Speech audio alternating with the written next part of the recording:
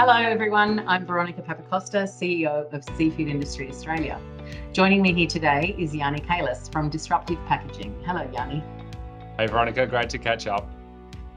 Disruptive Packaging is SIA's newest member, and today we're going to learn more about Yanni Kailis' journey through the seafood industry and his involvement in disruptive packaging. So Yanni, as you know, as most people watching would know, I'm a retailer, and so I'm quite aware of disruptive packaging in terms of using your products in my business to start responding to sustainability and climate resilience targets.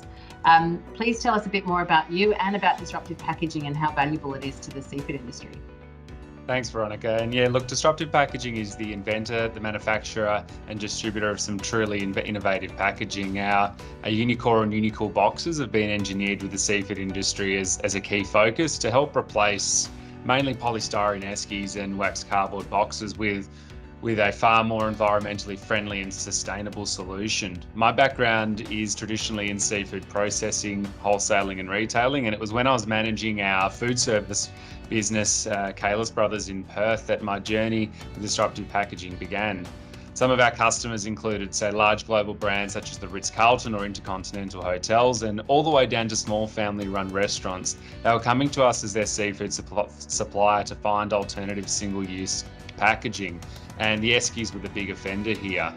So they would no longer accept these for the delivery of their fish anymore, and so I searched far and wide for an adequate alternative and was just constantly let down by the performance of, say, anything cardboard related, which we know just doesn't work in our industry.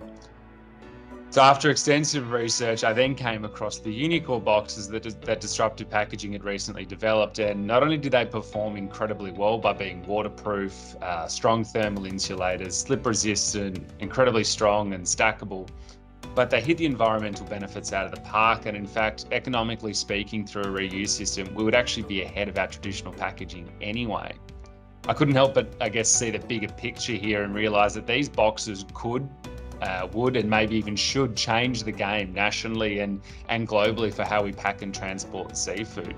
Fast forward a couple of years, I'm now incredibly proud to be one of the disruptors, working with some incredibly talented and skilled visionaries and such a dedicated team that are really looking to make a genuine difference. It's a fantastic story, and I think what's really important I love the idea that you sort of reinvented from the inside, right, and went and found the solution that the seafood industry needed. One of the things that I think is really interesting about the disruptive packaging or the Unicor box is its cost effectiveness. So one of the challenges we had was around the idea that polys were cheap. We knew that our customers didn't want to receive them anymore, but we just thought it was going to be inhibitive from a cost perspective. But we have found the opposite. How do you think? Was that a particular approach from Disruptive to make them cost effective?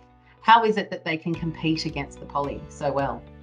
Yeah, absolutely. And look, when the team designed it, they have such a strong, extensive history in the packaging industry, so they really understand that it needs to tick the box of technical feasibility. So they need to actually perform, and we know that the poly boxes actually work. They're good at what they do. In fact, they're almost too good.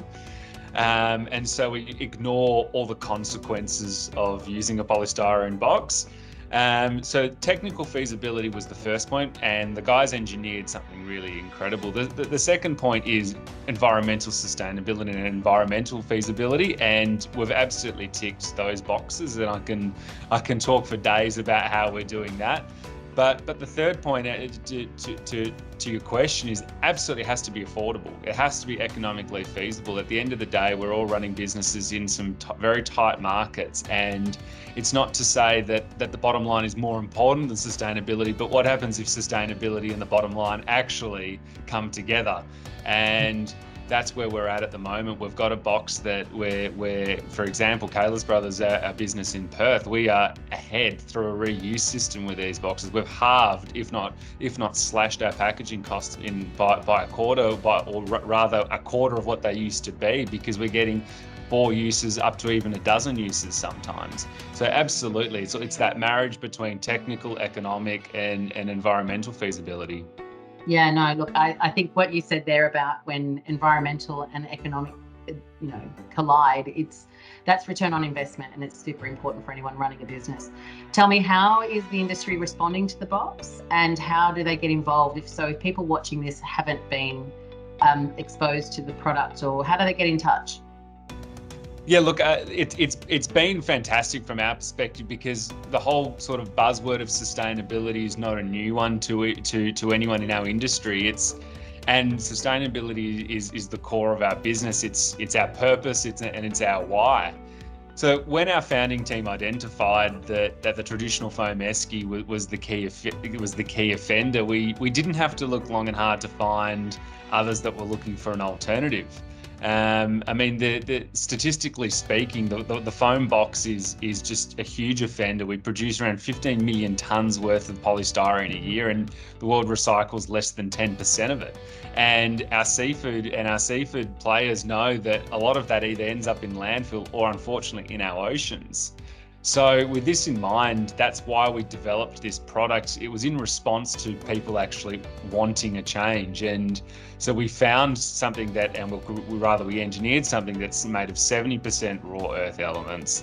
It reduces energy use by 25%, and over its life cycle, 80% less CO2 emissions are produced. And so the seafood industry was absolutely one of the target markets, but it wasn't us necessarily pushing it into the industry. The industry was almost willing us on to create this. I think the seafood industry has done such a great job in promoting sustainable practices, and it does need to be brought in throughout the whole supply chain, though. Aquaculture producers and wild catch fisheries are doing such a great job with looking at their processes, and in fact, processes in the supply chain are minimizing fish waste through value adding parts like bones and shells. Retailers are doing such a great job in marketing and promoting, say, underutilized species as their key sustainability initiative. But where we're falling short still is how we're transporting and packing seafood throughout the supply chain, and that's what we're here to solve. Fantastic. So to get involved, do they call you? Do they email? What do we do? How do more people get disruptive packaging into their business? Yeah, absolutely. Call us, email us, knock on the door, send us a fax, whatever it is, we'll absolutely get back to you. And we hope you won't have to come to us. We'll come to you as quickly as as we can as well. And we're some of the conversations we're having from lobster exporters to local wholesalers to retailers are just fantastic. Well, that's super exciting. And don't even joke about the fax. There are still fax machines floating around the seafood industry. I've seen them. Now, Liz and Yanni, thank you so much for your time, and thank you for joining me. It's been an absolute pleasure talking to you. To anyone who's watching the video, I urge you to get in touch with Disruptive Packaging. They do find the solutions, and there is a really good return on investment for your business. And if anyone is watching that is not already a member of SIA, then I encourage you to visit our website and click on the Join SIA tab to find out how you can come on board. So thank you so much for your time today, Yanni. Thanks, Veronica.